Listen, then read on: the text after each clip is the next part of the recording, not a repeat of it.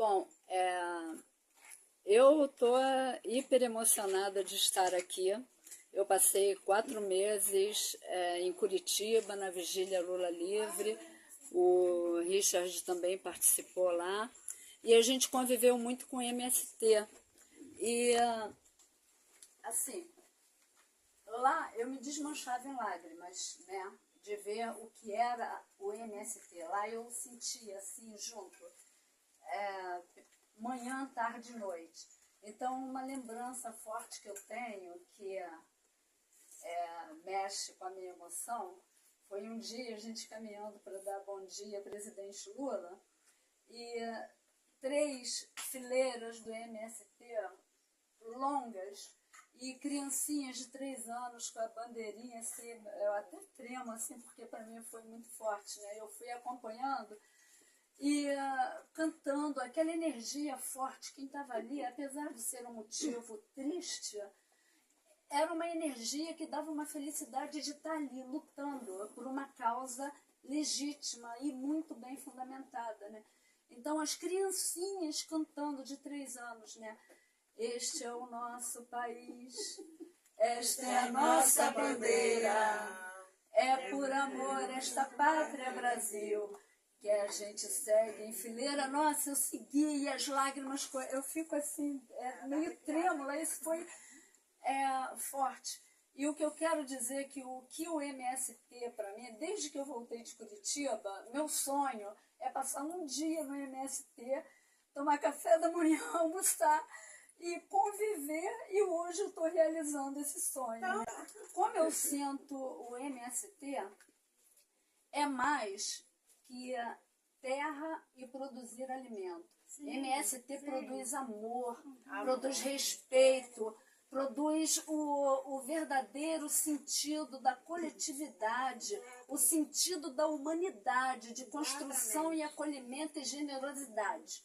É o desenvolvimento humano pleno, a luz que toda a sociedade precisa um dia chegar ao que o MST hoje para um dia a gente pensar, hoje a gente tem paz. Isso para mim é o MST.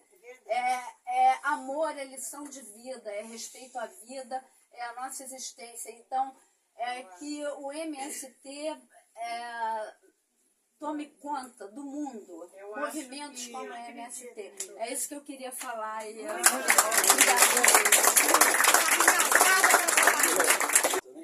Mas já adiantando alguma coisa aqui, que lá a gente volta a falar, em relação à questão do que a Silene, o Gil, colocou aqui, em relação ao compromisso que o movimento ele tem, em relação ao compromisso que o MST tem, em relação à questão da produção, né, limpa, né, sem agrotóxicos, igual o Gil já colocou, em relação à preservação ambiental, né, que aqui em torno que vocês veem a mata que tem aqui, às vezes precisa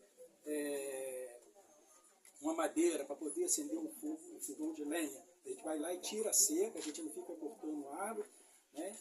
Então a gente tem um compromisso muito grande, né, com a natureza. Então esse é o papel do MST, né? E hoje, assim, para nós, é de grande importância que vocês estejam aqui, que simplesmente não fica só nessa relação de venda e compra, né? Que vocês, além de comprar os produtos da reforma agrária,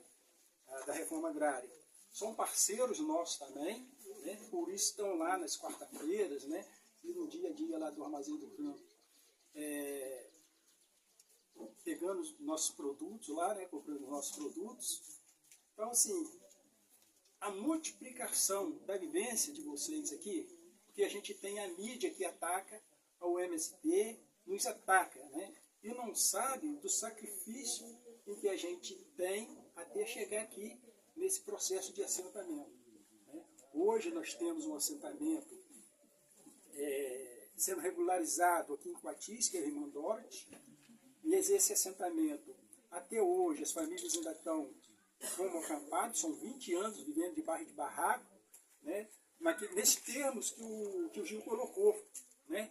Que lona, no período do frio, é frio demais, no período do calor, é quente demais. Então a gente não consegue ficar dentro da barraca. Então, assim, um processo, né, que a gente passa. Dentro desse processo a gente conquista mesmo da terra. E a gente sabe que a terra é um bem comum. Ela tem que ser destinada a todos que nela querem trabalhar, né? Então aqui nós trabalhamos com agricultura familiar, né? A maior parte da nossa produção fica nas nossas mesas, né? O excedente é que a gente leva para o mercado para vender, que a gente precisa de dinheirinho também para comprar outras coisas que a gente consegue produzir, né? E é uma agricultura limpa, dentro dessa consciência que o movimento passa para a gente, né? Que o MST passa para as famílias acampadas e assentadas, que a gente tem que ter esse compromisso aí com o meio ambiente, né? Com a produção, né? Que hoje, inclusive, a gente vê um crescimento muito grande de câncer, né? Que são através dos alimentos, né? Que hoje são agrotóxicos muito investidos nas lavouras, né? Então, o agronegócio, ele não tem esse compromisso com a saúde, né? Não tem a preocupação com o próximo. O único compromisso deles são compromissos financeiros, né? Uma família, sim, mas a família é deles. Mas o restante das pessoas, ele não tem esse compromisso. Então, se ele vai enfiar agrotóxicos lá, seja proibidos, não seja, né? Igual nos últimos anos, né? Foram liberados, que parece 10 tipos de agrotóxicos em outros países. Foi condenado e no Brasil foi liberado.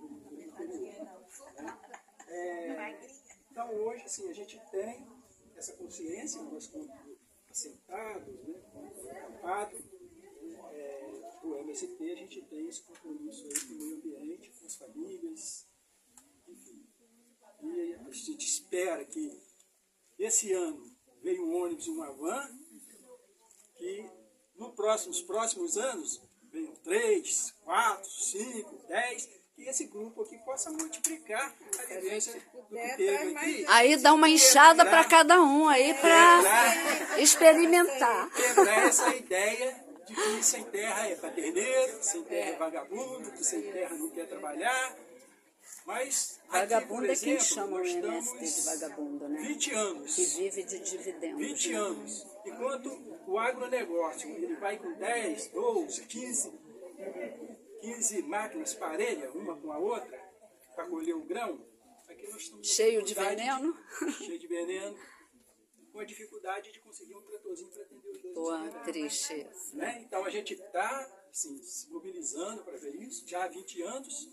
Então, para a gente, a reforma agrária não é simplesmente uma divisão de terra, onde as famílias possam ter cada um seu pedaço. Com enxada e foice, isso já está ultrapassado. Não que não seja mais necessário, né? É estrutura, mas, assim, acho que nos dias de hoje, a gente precisaria minimamente do equipamento, né? Um trator aí com vários implementos para a gente poder avançar nesse período da produção. De preço? Quanto custa? Quanto custa? Os implementos, uns R$500 mil. Tudo de ferramentas. Pô, tem que cobrar isso dos governos.